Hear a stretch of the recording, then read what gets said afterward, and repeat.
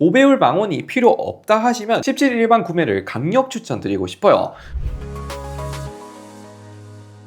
안녕하세요. IT의 진심인 남자 티노입니다. 오늘은 사실상 올해의 폰이 아닐까 싶은 아이폰 17 2주 장단점 분석 리뷰를 해보기 전에 고정 댓글에 에어팟 프로 3 구독자 이벤트도 많은 참여 부탁드릴게요. 장점들 나열하고 단점 말씀드릴 건데, 첫 번째 장점은 호불호 없는 외관이죠. 이걸 왜 장점으로 꼽냐? 아시다시피 17 프로 디자인에 대해서 굉장히 말이 많은 거에 비해 아이폰 17 일반은 매우 익숙한 디자인에 호불호 없는 컬러, 오히려 17 프로는 색상이 다 좀 그래서 그나마 뭘 사지 싶었지만 아이폰 17 일반은 색상이 거의 대부분 다 잘 나왔기 때문에 오히려 무슨 색을 살지 고민이 되더라고요. 아무튼 저는 퍼플로 샀고, 무채색이 가장 인기가 많긴 했지만 아이폰 17 퍼플에서 무광 느낌이라 저는 상당히 만족하면서 쓰고 있습니다. 그리고 사실 전작 아이폰 16에서 똑같이 판박이 디자인이기 때문에 스마트폰을 바꿨다는 느낌은 덜하긴 하지만, 저는 카메라 두 개 디자인이 오히려 디자인 측면에서 볼 때 더 안정감 있게 보이긴 하더라고요. 그리고 일자형 배치가 예전에 아이폰 10, 10s 느낌이 나서 그런지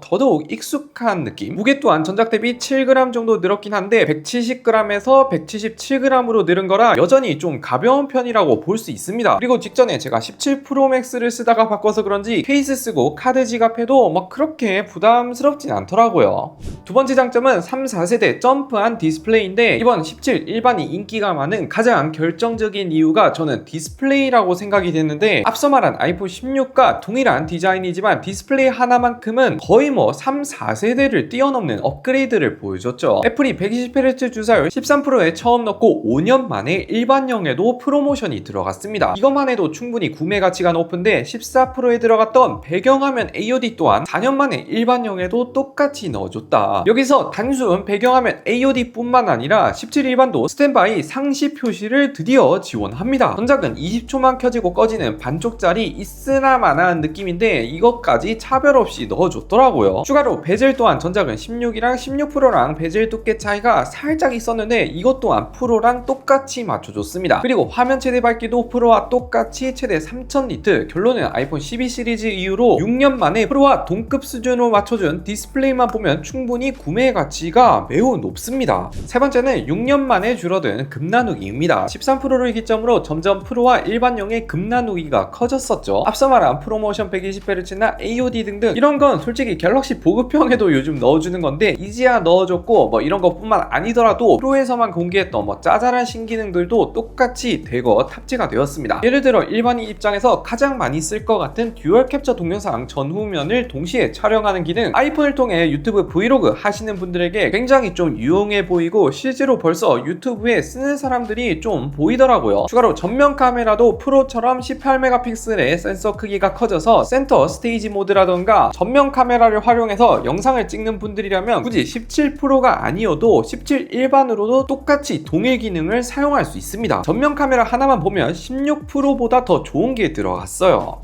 네 번째는 드디어 좀 빨라진 충전 속도입니다. 애플이 이례적으로 자사 충전 출력을 공지했죠. 최대 40W 이상 충전기로 충전하면 20분 만에 50%를 충전할 수 있다고 공지를 했는데, 실제로 측정을 해보니 17 프로 맥스는 40W 정도 먹는 것을 제가 측정했지만 17 일반은 40W까지는 측정을 못했고 30W 왔다 갔다 하더라고요. 아무튼 20분 만에 정말로 52%, 30분에 71%, 40분 만에 80%라는 굉장히 빠른 충전 속도를 보여줬고, 완충 시 1시간 20분, 완충 시간은 조금 느리긴 하지만 그래도 S25 일반보다 급속 충전이 더 빨라졌습니다. 물론 아이폰 17 구매하신다면 꼭 충전기도 40W 이상 되는 서드파티로 하시는 것을 추천드릴게요. 참고로 애플 전용 프로토콜 정품 충전기로 하면 좀 더 빠를 것 같긴 한데 시중에 있는 40W 이상 서드파티로 해도 충분히 빨라졌더라고요. 다섯 번째는 배터리가 비교적 준수한 편입니다. 배터리 용량 자체는 전작 대비 150mAh 정도밖에 안 늘긴 했지만 여전히 제가 써볼 때 100% 사용 기준 7시간 내외 정도, 갤럭시 S25 기본형이 제 사용 패턴으로 6시간에서 6시간 반 정도를 보여줬는데 실내 사용이지만 S25 일반형보다 약간 오래 간다는 느낌을 받았습니다. 그래서 웬만하면 하루 정도는 충분히 넉넉하게 쓸 수 있다. 이 작은 크기에서는 일반은 상당히 만족스러웠습니다. 여섯 번째 장점은 기본 출고가는 오르긴 했지만 기본 용량이 2배가 올랐기 때문에 실질적으로 11만원 인하되는 효과가 있습니다. 전작은 128기가, 이게 참고로 요즘 시대에는 다소 부족한 영상이나 사진 자주 찍는다면 매우 부족한 용량이기 때문에 보통은 돈 좀 더 주고 256기가라든지 512 많이 사는데, 이제는 추가금 없이 기본이 256기가이기 때문에 기본 용량만 사도 상당수 이상 분들은 쓰는데 크게 문제없는 용량을 보여줍니다.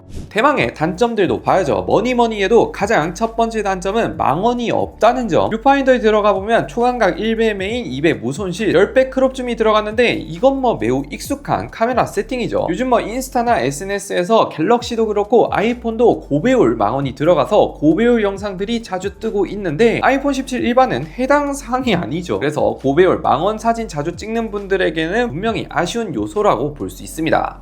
두 번째 단점은 여전한 플레어 형상. 이게 야간 사진에서 네온 사인 같은 거 찍을 때 빛 반사가 특히나 심한데 야간 사진에서 조명이 있을 때 자주 생기더라고요. 이게 아이폰 11 프로부터 시작해서 17까지 여전히 플레어 현상을 안 고치고 있는 건 좀 아쉬운 요소라고 볼 수 있습니다. 간단하게 S25 울트라와 비교해봐도 갤럭시는 하늘이 깨끗하지만 아이폰은 UFO 같은 게 찍혀 있죠. 요즘 뭐 AI로도 다 지울 수 있긴 한데 다음에는 꼭 고쳐줬으면 좋겠습니다. 세 번째 단점은 이걸 단점으로 꼽아야 되나 싶긴 하지만 제가 직전에 아이폰 17 프로 맥스를 쓰다가 아이폰 17 일반을 쓰니까 발열이 살짝 더 느껴지긴 하더라고요. MSG 살짝 좀 치면 17 프로 맥스는 카메라를 장시간 쓸 때를 제외하면 크게 발열을 느끼기 어려웠는데 아이폰 17 일반은 오래 쓰다 보면 발열이 좀 더 잘 느껴집니다. 3D 마크 테스트를 해봐도 1분 만에 17 일반은 38도, 17 프로 맥스는 35도, 3분 만에 일반은 41도에서 맥스는 37도, 6분 정도 지나니까 최고 온도인 45도를 찍었고 프로맥스는 39도, 일시적이긴 한데 일반은 47도까지도 찍더라고요. 일단 발열 자체가 17 프로맥스 대비 3도에서 4도 정도 차이가 났습니다. 사실 뭐 일반도 크게 문제되는 수준은 아닌 게 워낙에 프로맥스가 4기급의 안정성을 보여줘서 일반은 그냥 뭐 평범한 수준. 아무튼 제가 정말 곰곰이 생각을 해볼 때 17 일반에서 뭐 크게 꼽을 만한 단점은 망원, 플레이어 현상을 제외하고는 딱히 막 없는 것 같고, 예를 들어 여전한 USB 2.0 포트 지원이라든지 짜잘한 단점이 있다고 해도 일반용이 항상 13 이후로 뭔가 좀 우려먹기 혹은 프로 밀어주기 성향이 강했다가 무슨 이유인지 17 일반은 완전히 해자가 돼버린 것 같아서 제 주변에 아이폰 17 일반 혹은 아이폰 뭐 사지 고민한다, 5배율 망원이 필요 없다 하시면 이번에 아이폰 17 일반만 사도 충분히 가성비 좋게 뽕 뽑을 수 있지 않나. 17 일반 구매를 강력 추천드리고 싶어요. 여러분들은 혹시 어떻게 생각하는지 댓글로도 의견 마구마구 달아주시고 고정 댓글에 에어팟 프로 3 구독자 이벤트도 많은 참여 부탁드립니다. 끝!